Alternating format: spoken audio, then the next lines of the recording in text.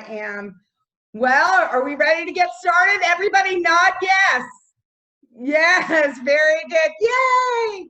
Well, welcome everyone to the 6th annual Live, Laugh, and Learn and the 1st annual Live, Laugh, and Zoom. We are so sad that we have to meet with you guys via Zoom today, but we wanted to make sure that we continued our tradition of bringing Live, Laugh, and Learn to you. I'm sorry, every year I cry and I'm looking at all these beautiful faces and I just want to tear up. I'm so honored, and our team is so honored that you guys are here today with us. First of all, before I get started on anything else, I just want to introduce my team to you, my celebration family. These people are the ones who help you guys have all the wonderful events and plan everything, and they're absolutely amazing. So everybody, I want to see you cheering, but everyone give a round of applause for Dan Price, my brother and our creative director. Yay! Zoe Frost, our amazing marketing director. Yay! We have Rosa Oriana. She is our office manager, the person who answers your phone calls and takes care of us and tells us where everything is in the office. Rosa, so yay, Rosa. And our social media director, SJ, all the way from Norway, who helps us get on, all the messages that we want out to you guys on our emails and our social media. And without them, none of this is possible. So thank you guys so much. Every day at 2 o'clock this week, we have a new speaker. Tomorrow is R.D. Foster. He is a veteran, a songwriter, a storyteller, an author. And if you have not signed up for this, please make sure that you do. He is unbelievable. He's going to talk about his time in Vietnam. He is going to play music for us and tell us lots of stories. On a Thursday, we have a comedian. If you were at Live, Laugh, and Learn last year, we didn't get a chance to showcase him all the way, but Al Fike is back this year, and he is unbelievably hilarious, and we know you guys are going to love him. And on Friday, we have the Meadows Museum up at SMU. They'll be giving us a virtual tour. So we've got everything covered. We're living, we're laughing, we're learning, and we're all on Zoom. So we've got it all covered this week at 2 o'clock. That's right, I see some of you with your hands up in the air. So please make sure you guys join us. For security purposes, Dan is going to be really moderating the Zoom today. You've heard of some people crashing through the security site. So we are extra careful. I just want everyone to know that we take extra precaution, and we actually purchase through our Zoom security. So I just want you guys to know that, and we are watching everything as it's going on. At the end of the presentation, we want everyone to please make sure that you stay put. Don't leave, because we are going to be spinning the wheel 4 times for 4 $50 gift cards. So AmeriLife, who is our sponsor today, and I'm going to tell you about them in a minute, but they're giving away 4 $50 gift cards today. E-gift cards, so we'll email them to you. But guys, if you're not here, you can't win, right? Right. Nod, yes. All right, very good. So today's sponsor is AmeriLife, and we love AmeriLife. They have been our partner for a very long time. I'm going to let Zoe tell you a little bit more about them, but I just wanted to recognize AmeriLife and let you guys know how much we appreciate them. So Zoe, do you want to say a little bit, and then we'll introduce Annette real quick? Most certainly can. So AmeriLife is a fantastic company. They're going to tell you all about the different types of services they offer. They are local, but they're here to help you and educate you about different types of insurance and long-term planning and asset protection and all of that fantastic stuff that we need as we get older. So we got Annette here with AmeriLife. Annette, why don't you tell them so much better than I can all about AmeriLife.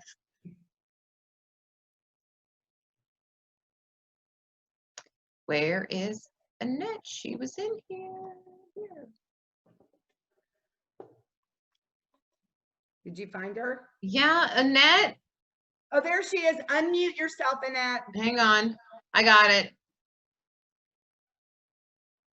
There she is. There Hi, you Annette. are. Can I just say one thing real quick before you introduce AmeriLife?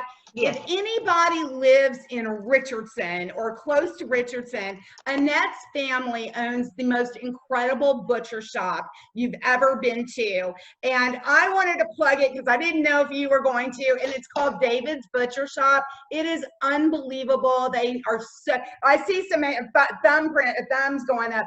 They are amazing. They have the best cuts of meat. The service is incredible. And so I just wanted to say that because we love David's Butcher Shop. So anyway, take it away, Annette.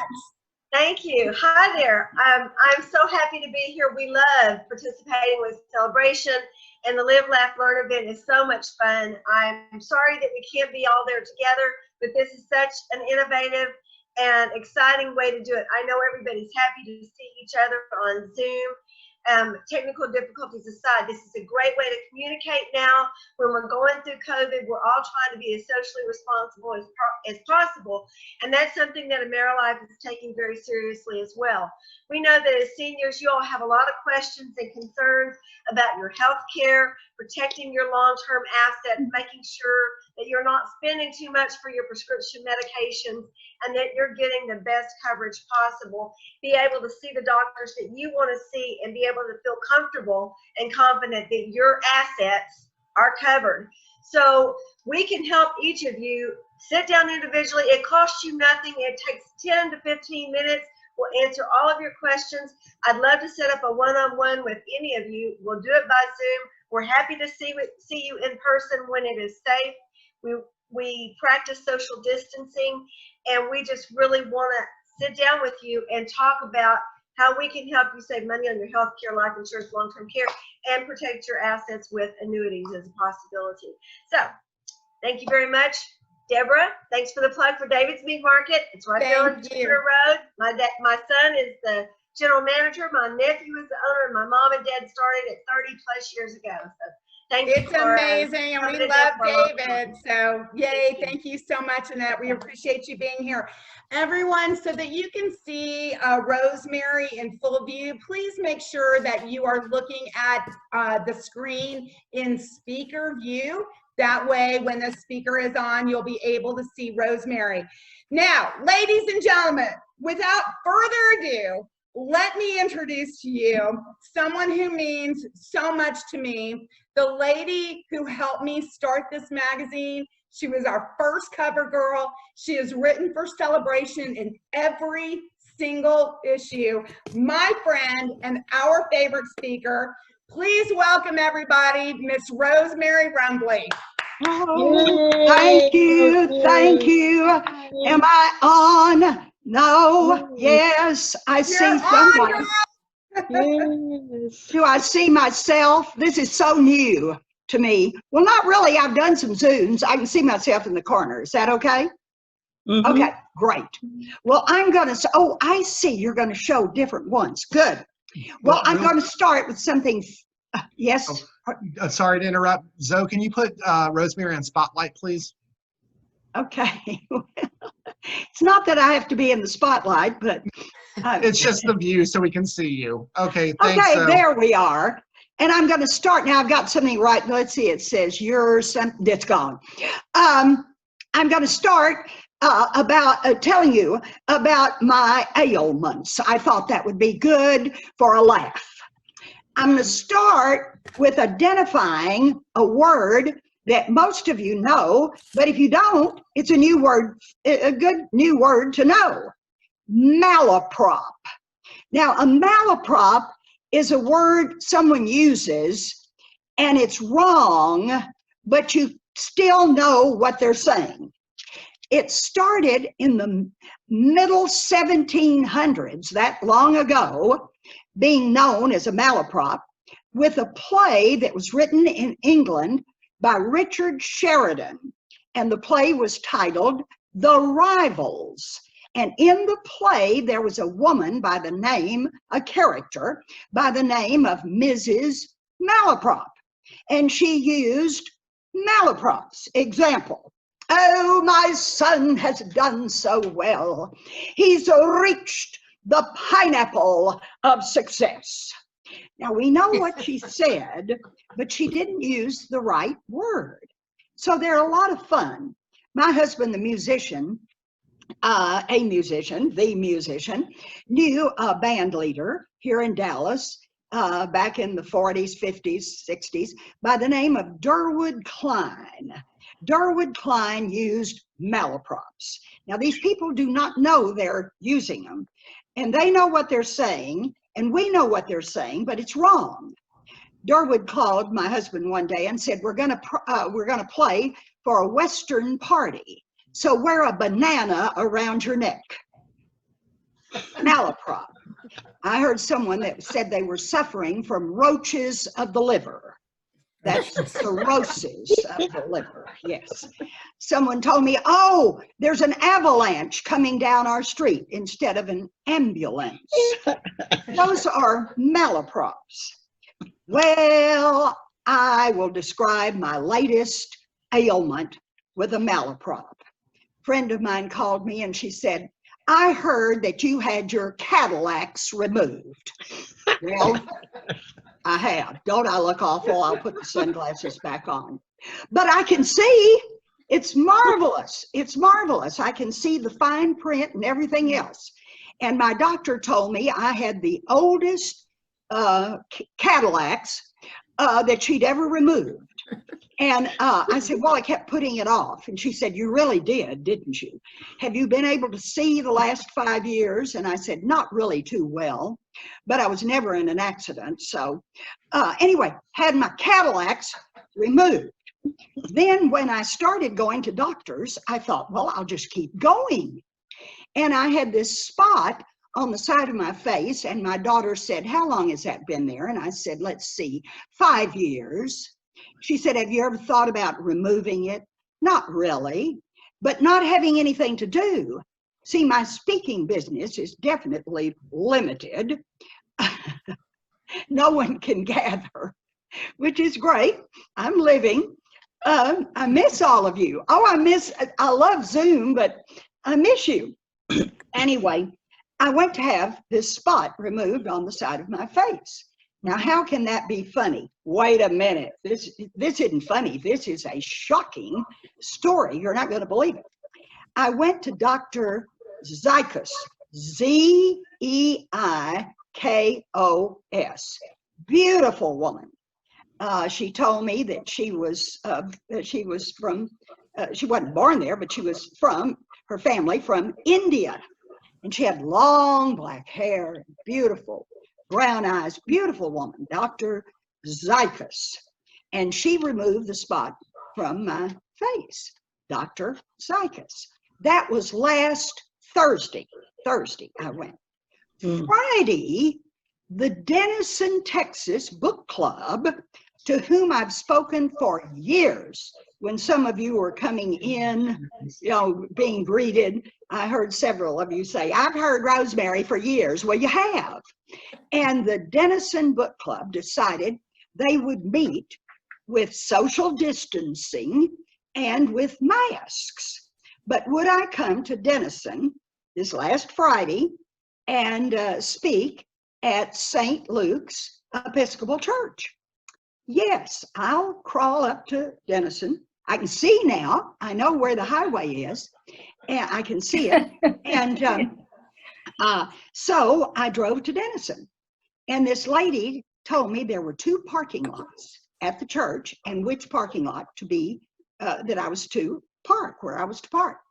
And I got there and I thought, wonder which one is, I think it's this one. But I had told her, do not turn off your cell phone until you see me. Now, she lived in Denison, so she had a 903 phone number. 903 and then the number, that's Denison. And so I parked and I thought, well, I'll call her to make certain I'm in the right parking lot. And I called the 903 number and she didn't answer. And I thought, well, she's in the church getting the meeting together and she'll see that I'd called and she'll call in a minute. I'll stay in the car. I stayed in the car. In 1 minute, the phone rang. It was a 903 number. It was the lady. And I answered with, I'm here, don't worry, I'm here. And this voice said on the other line, on the end of the line, oh, I'm so happy. And I thought, this isn't the lady that I'm talking to. Who is it? Who is this? This is Dr. Zykus. I'm calling to see how you are. I said, well, I'm fine. I'm in Denison. You've got a 903 number? She said, oh, yes, I was born and reared in Denison, and 2 days a week I practice dermatology in Denison. I'm not believing this. And I said, well, I'm in Denison. I'm at St. Luke's Episcopal Church. She said, oh, my brother went to their school. I'm about to go in and speak. I'm going to tell the ladies all about you. I will drum up business for you. And she said, goody. I went in. This lady said, I'm sorry I didn't answer the phone. And I said, oh, I'm glad you didn't. I've got a story to tell. And before I was introduced, I was already talking. Of course, I've done that before. And I said, I had just gotten a call from Dr. Zykus, who, and then they all, well, we know her. And her teachers were there that she had, as a child, that were her school teachers. Oh, her mother's a pediatrician. Her father's a dermatologist. She comes up twice a week to her practice up here. And then everyone in that audience proceeded to show me various spots. Now, you can barely see it, but right there was a spot, and Dr. Zykus removed it. I said, I'm not believing any of this. I rushed home and wrote it all down for her. I will see her tomorrow, and she will look at this scene, and that will all disappear because theirs in Denison definitely did. Anyone have any questions, thoughts, feelings, emotional upheavals? So, malaprops, others, we had a neighbor that, I do want to mention again, malaprops. We had a neighbor that, Taliano, she was a sweet thing. She said, oh, my son had told me he'd go to SMU and join a maternity. So here is our malaprop lesson and the skin specialist, and we'll move on to what's happening to us today. This is a test to see, God sent us a test to see if we can live one day at a time. That's what it is. We can't plan for a thing. We cannot plan anything, because we don't know really what's going to happen. So I've written a poem, one day at a time. When you pray to the Lord today, all your fear will disappear. Take courage if you dare. Smother all your fears in prayer. Trying times are all around. Your resilience will abound. Face any traumatic event, angels the Lord hath sent. You're encircled by wings, safe from all bad things. Anxiety has gone away. You're living only for this day. Live with joy, peace, and love this given day from our Lord above. So we'll live one day at a time. Now, you mentioned the follies. Somebody mentioned the follies. See, I've been listening to all of you as you came in. I know who you are out there. The follies. They've been called off. They've been canceled. And I wrote the greatest script I have ever written for me and Jill to do, and now we can't do it. So I brought it today, and I'm going to do it for you today. This is what you might miss, but you're not, because I'm going to do it for you. It's from a musical that I've always appreciated. It's one of these musicals that never really made it. Well, it made it on Broadway. It played Broadway. but not for very long. And it came one time to Dallas at the Dallas Summer Musicals, and it's titled Barnum. And it's a story of P.T. Barnum, the great circus man. And Jill comes out as Barnum. This is what we would be doing if the Follies were on. Barnum's the name, P.T. Barnum, and he tells of all the great acts. And now presenting to you at this time, the greatest act I have, the oldest woman in the world. And that's when I come out on my walk.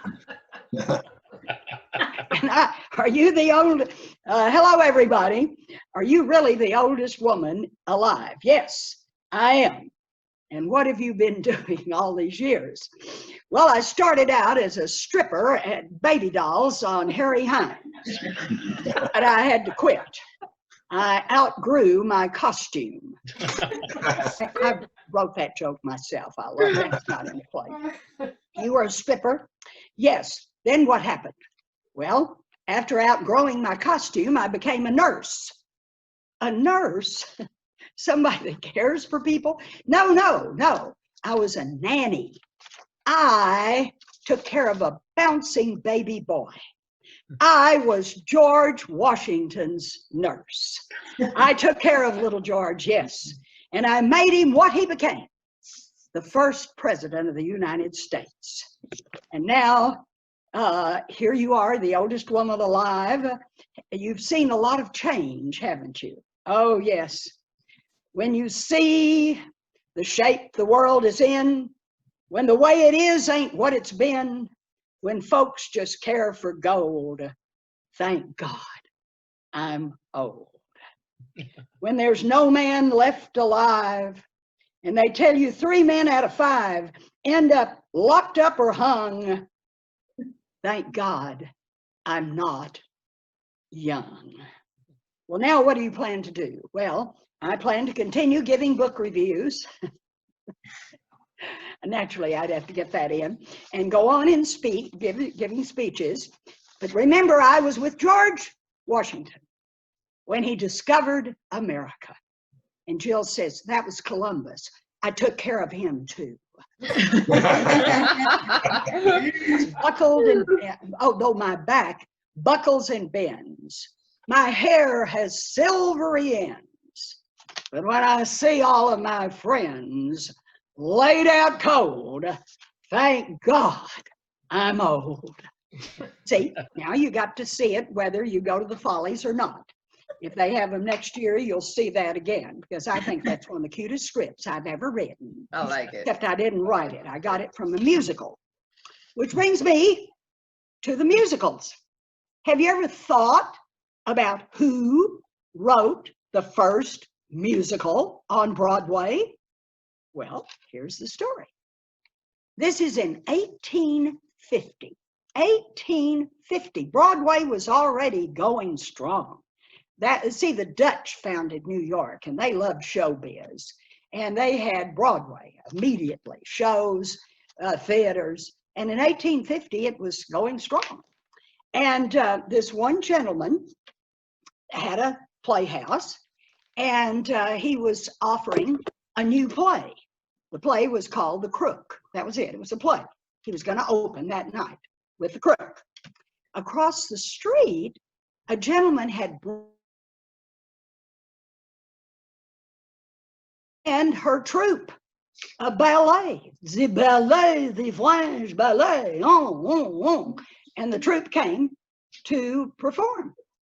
Well, the theater that was to house the ballet burned to the ground. The guy's stuck with a bunch of ballerinas. He crosses the street. Aren't you opening a play? Yeah. Any good? How would you like a ballerina every so often to come in and just liven it up? Okay. Now the audience went in at 7 o'clock and they came out at 11 p.m. They'd seen 2 shows, but they didn't know it. But they came out and said that was the oddest thing. Right in the middle of a speech, a ballerina would come out. It was odd, but it was good. And these 2 men said, we have something here. If we add a song along with the dance, we will have something very special. And The Crook ran 4 years on Broadway, known as the first musical comedy in the world, on Broadway in 1850. And then these older musicians, composers, Victor Herbert, Sigmund Romberg, they began to write these musicals. And then the greatest came with Hammerstein, Rodgers and Hammerstein. And that musical that was special and, oh, always different. It was such a sensational show with dancing, singing, plot, everything. The great musical, 1942, Oklahoma. I love the musical Oklahoma. I have played Aunt Eller so many times in that show. I finally bought my own churn. You know, the curtain opened. And the only person on the stage is Aunt Eller. She's sitting there churning. And then you hear, oh, what a beautiful morning. And Curly sings that to her. And the show then goes on with all the great songs and the plot and all. Well, I was at the Dallas Summer Musicals in Oklahoma, Aunt Eller, in 1973. In 1972, the music hall was closed for renovation. Tom Hughes, who was my classmate at the University of North Texas, we went to school together. That's why I got parts. I knew the producer. Anyway, the music hall was totally redone.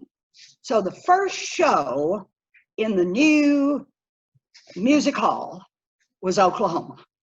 That was in 73. That was the first show. And opening night, it rained and rained and rained. And that new roof on that building started leaking right on the stage. And Tom Hughes rushed out and said, Rosemary, move your churn over to where that drip is coming down. And I'm sitting there with drip. Oh, what a beautiful morning. So I have lots of stories about Oklahoma. There's a scene in there, the bidding scene, where they bid on these lunch baskets. And Aunt Eller is the chairman of the bidding. And it never gets past a quarter or so, maybe 50 cents. And Judd comes in and stops the bidding. See, that's what stops the bidding. He comes in. Well, one night he didn't come in.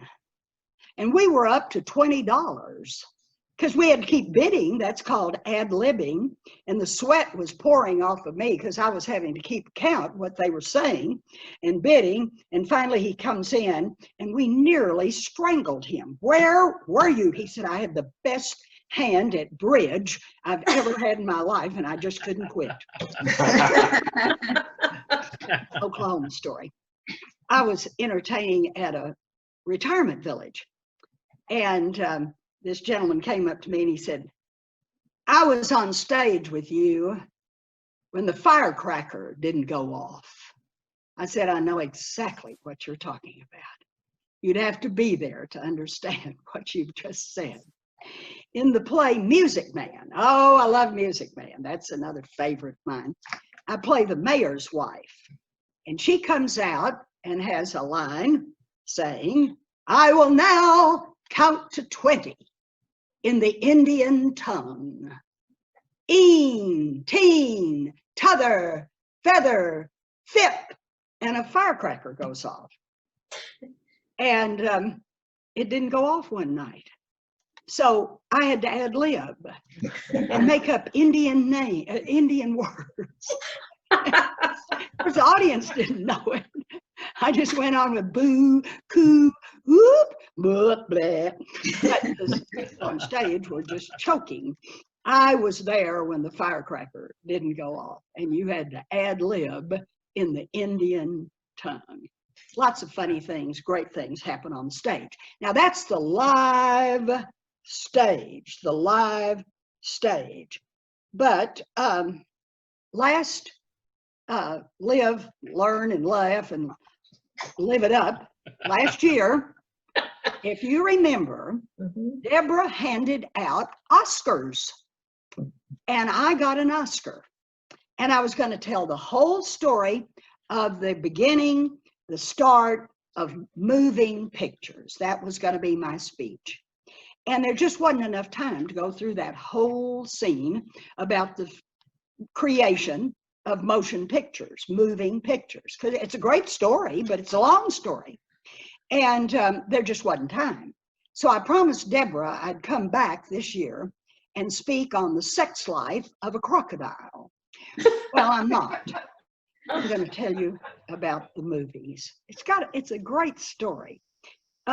Anybody have any questions or anything concerning the musical, how it was formed, 1850? You can tell I'm a school teacher, I review stuff. The ballerinas and all, that's the musical. This is the movies. There was a man in California by the name of Leland Stanford. Now that's Stanford University, Stanford Railroad, Stanford Groceries. He owned California. And he also owned a horse ranch, a horse farm, had race horses, loved these race horses. And he'd go out to his farm and to watch them run my horses. I want to watch them run. I want to watch my horses run. And his men would run the horses. And he'd say, you know, they're running so fast, their hooves are off the ground. They're not even on the ground, they're running so fast. And people say, oh, Leland, you're making that up. No, I'm not. No, I'm not. I'm going to get a photographer, take pictures of my horses running, and you'll see they're off the ground. So he gets the photographer. Now, this photographer was an Englishman, very famous photographer in England. When he came to America, he had a hard time getting started, but he did finally get started in the business and was well known enough for Leland Stanford to call him. His name was Edward Muybridge. What a name, M-U-Y-B-R-I-D-G-E. Very unusual name, Edward Muybridge. Hauled him out there, Stanford hauled him out and said, now, I'm going to run the horses. I want you to take pictures and show that they're off the ground. And Muybridge took a series of pictures. And then to show that they were off the ground, Muybridge glued them on a large cardboard cylinder, picture, twisted the cylinder around, and those horses moved. And they were off the ground. And Stanford had parties, come and see my horses run. You won't believe this.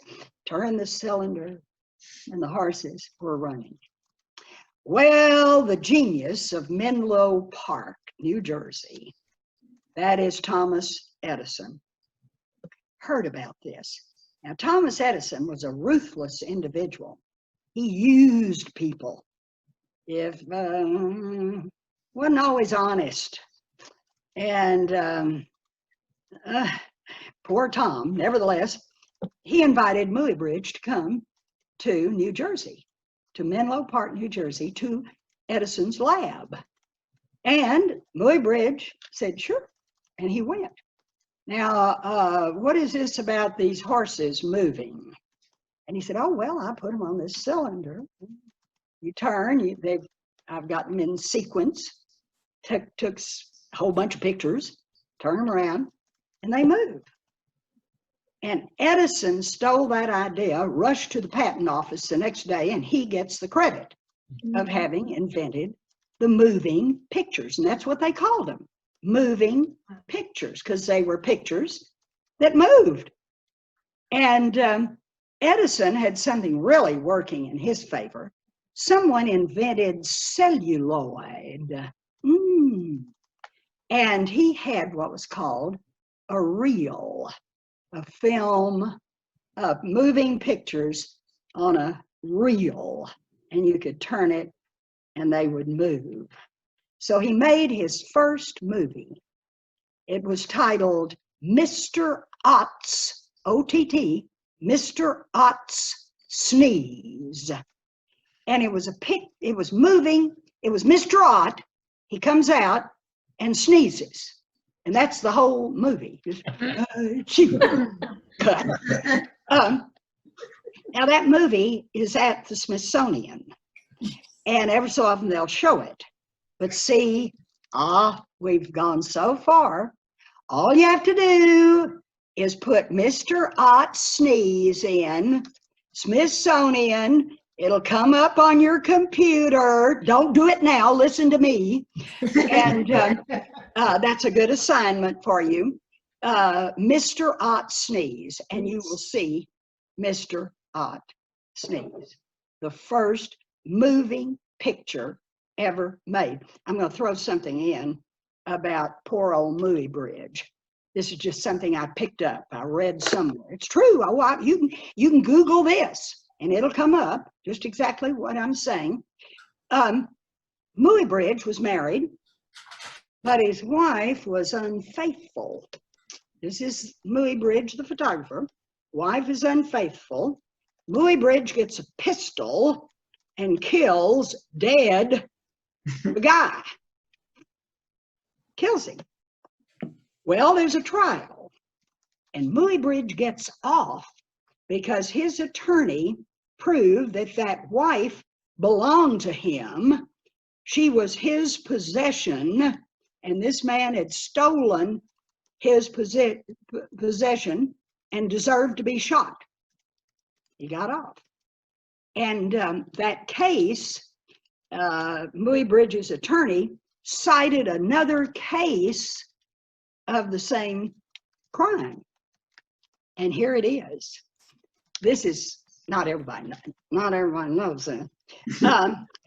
There was a man named Sickles, S-I-C-K-L-E-S, and had a wife.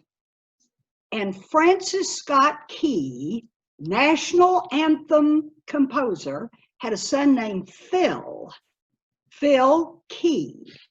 And he was caught with this guy's wife, Sickles' wife. And Sickles, on the streets in Washington, broad daylight, pulled out a pistol and killed Phil Key, Francis Scott Key's son, because he found him with his with Sickles' wife. And he got off scot-free. The wife belongs to him, and you took the property. See, I just threw that in. So poor old Francis Scott Key, national anthem, had a son that was shot because he was caught with another man's wife. Mm. Aren't you thrilled you tuned in for all of this exciting news?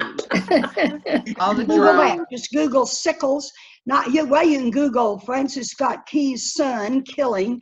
Oh, it'll come up, the whole story. I don't know where I read it, but I've never forgotten it, never forgotten it. So movies, they were sensational. The early movies were played as part of a vaudeville show. There'd be a vaudeville show, vaudeville on the stage. And at intermission, they'd play a little movie. And the audience began to say, forget the show. We want to see the moving pictures. See, that's why that song in the 1920s sings, you ought to be in pictures. You're wonderful to see. You ought to be in pictures. Oh, what a hit you would be. See, because they were in pictures. And they became movies. Oh, this is interesting. Because in the 1920s, the language changed. See, languages change. We've got a new word now, the Zoom. What? Well, it's always been just in the cartoons, Zoom. Well, now it means something, change. And everything in the, many things, not everything, many things in the 20s took on IES. Motion pictures, moving pictures became movies. Pardon me, if you ate wheat, you ate Wheaties. Women's underwear became panties. E. Cummings, that's the poet that, you know, his name is all lowercase letters, E. Cummings. He created a word we use all the time, partied. They partied. Never had been used except in the 20s. And then Birdseye came up, Mr. Birdseye came up with what was called frozen foods. That was a new word. They had lots of frozen foods and new words developed, party. Oh, and Franklin Roosevelt, who was just a statesman, he made a statement of something, oh, well, that's rather iffy. That's iffy. He created that word. So things change. And then the big, oh my goodness, the big 1920s was the Charleston. Where did that come from? Well, in Charleston, South Carolina, there was in the 20s, there was a black, for black children, an orphanage for black children. And their director would take these darling little black kids to a corner downtown in Charleston, South Carolina, and let them dance. And they did an African dance. So you have to think, where are we? We're in South Carolina. These little kids knew dances that the slaves had brought over from Africa. And they had two dances. One was called the Juba, and the other was called the Geechee. And they said, we're going to do the Juba and the Geechee. And they danced on the corner. And these people would give them money. They were so cute.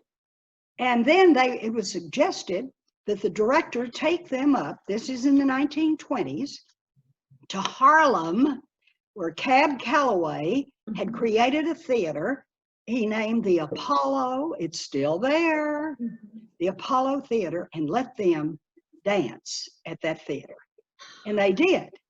Now, the black people in Harlem in the 20s, in New York, in Harlem, they'd never heard of the Juba or the Geechee. See, they're New Yorkers. They don't belong to Charleston, South Carolina.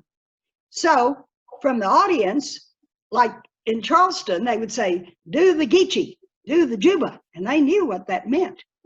And in New York, they just yelled from the audience, do the Charleston. And that was the most popular dance of the 1920s. Marvelous, marvelous. Good story. Anybody have any questions, thoughts, feelings, emotional upheavals? Where are we in the time? I have a couple of more stories. Mainly about WRR. WRR. It's a Dallas station owned by the city of Dallas. It was the first station, I'll say commercial, I guess is the way, commercial station created in Texas, and the second one in the United States. That was the second station, WRR. First station was radio. We're talking radio now. I switched from movies to radio. And hope you caught that. The first radio station in America was KDKA, still running in Pittsburgh, Pennsylvania. And the second was WRR. Now they had their transmitter on top of Flagpole Hill. And there's two stories, and they don't know which one is correct, where it got its call letters. Somebody said this is the White Rock Radio, WRR. Some say it's because somebody from Rockwall, Texas called and said, we heard you. We reach Rockwall, WRR. We don't know. It'll be 100 years old next year. I don't know if you ever listened to WRR, but they're advertising their 100th anniversary in August 1st, in 1921. So next year they'll be 100 years old, the radio. How'd the radio start? Well, good old Samuel Morse invented the code with the wires. Stretch the wires. Morse code. Wires. You remember Matt Dillon always said, Chester, take this wire down to the train station, send it to the next marshal. Yes, Mr. Dillon. They'd send it. Well, that's all that they ever got on the wires. Then Mr. Marconi came along and created the wireless through the airways with no wires. There it was. Well, in 1903, a gentleman in Brant Rock, Massachusetts, created a microphone he thought could transport the human voice.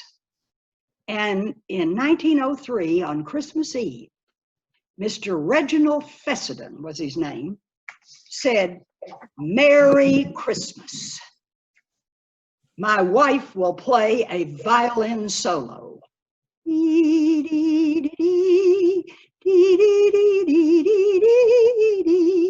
If you heard that, contact me right here at Brant Rock, Massachusetts.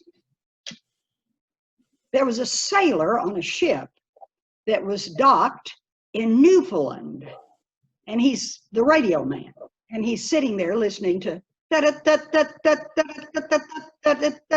and suddenly he hears, Merry Christmas. My wife will play a violin solo.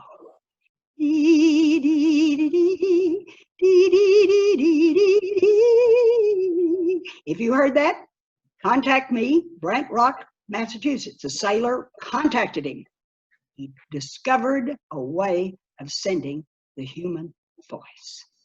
And the radio was invented. But look how long it took for a station to come along. 1903 to 1922, 21 rather, see, 21. From 1903, they worked on that. They still, they finally had a radio station in 1921 in Pittsburgh and then in Dallas, Texas, starting with Reginald Fessenden. And so what did they have?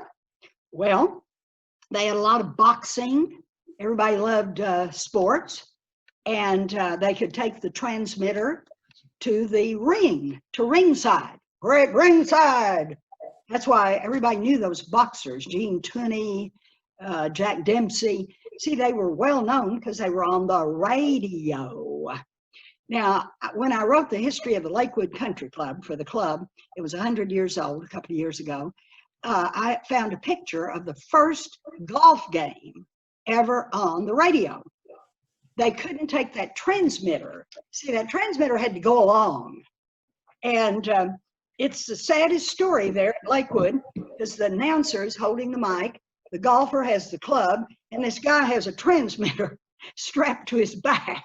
And he's crawling along so they could broadcast that golf game. Now, the favorite sport was baseball. No way can we take a transmitter out to a ball game. And that's when Ronald Reagan became famous.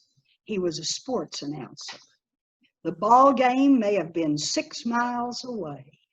He's in a studio all by himself, and they would send by wire the game, the who's up, who struck out, the whole story. And they'd send that to Ronnie, and he'd say, oh, it's beautiful out here. The sun is shining up. He's at the bat there. He picks it up. Yep. Makes that whole thing up. They think he's at the ball game. And that made him famous because he had such a great imagination. So that's the story of the radio and the musicals and the movies and the radio and television. Oh, that was Philo Farnsworth, country boy in Iowa. They were trying to send a picture.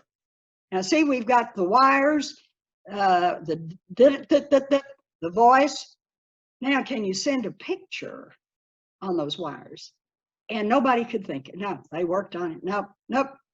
Philo Farnsworth, this kid, plowing the field in brilliant guy, high school, physics class, brilliant, is plowing the field, and he sees those furrows in front of him, and he thinks, lines, we'll have lines, and creates this picture through the wires. And that's why in the very beginning of television, when we first got our television sets, there was always a test pattern. Don't you know, you had to turn it on, and the test pattern came on with the lines, and then finally you could watch something on television, which was usually, well, always in the beginning, local. It was Julie Bennell cooking when I was, she slaved over a hot stove. It was the first reality show. So, and then of course the computer, oh my word, we've been so blessed in this country. And I have certainly been blessed knowing all of you and knowing Deborah Saxon and her marvelous family. Yes. Deborah and I go back to her work as a activities director at a retirement village, where she told me, if I ever have a magazine, you're going to write for it. Mm-hmm. And Deborah has built an empire. Celebration Magazine is an empire. Amen. It is. It's marvelous. And in spite of all of this, we're not in a good time at all. No, it's not good. That's why we got to live one day at a time. I said it, one day at a time. If you think about tomorrow, it'll drive you crazy. I wake up every morning, Lord, don't let me get sick. Thank you, Lord. We all do, because we don't know. We don't know. But I bring to Deborah this quote. I read this. There's a new book out on Winston Churchill. I've always loved Winston Churchill. They always said he looked like a bulldog with a cigar. Well, maybe he did. But he was there in England during all the blitz, the bombing. Those people in London never knew when there would be a bombing, a blitz from the German Luftwaffe, which was much stronger than the British Air Force. And those were horrible times. And here's what, and this applies to us today. Here's what Winston Churchill, he said many marvelous things, but one that I thought really applied today to us, he said to people in London, it would be foolish to not recognize the gravity, the horror of this time. It'd be foolish not to recognize it, but it would be more foolish to give up your heart, your faith, and your courage. Yeah. That would be worse. And Celebration Magazine has been living their heart and faith and courage and just doing great things as always through this time of tribulation, and it's here. But see, we're going to live one day at a time, and we're going to serve the Lord. Now, I do have another last story. I'm watching the time. I have another last story. Let me go through my notes and see if that's the last story. I may have another one. No, that's it. My last story deals with a professor that I enjoyed when I was at the University of North Texas by the name of Dr. Bonney, William Bonney, B-O-N-N-E-Y. And what Dr. Bonney did, he was a psychologist. He studied kids that were doing well. Nobody studies kids that are doing well. There's a bunch of kids down there. They're doing really well. Good.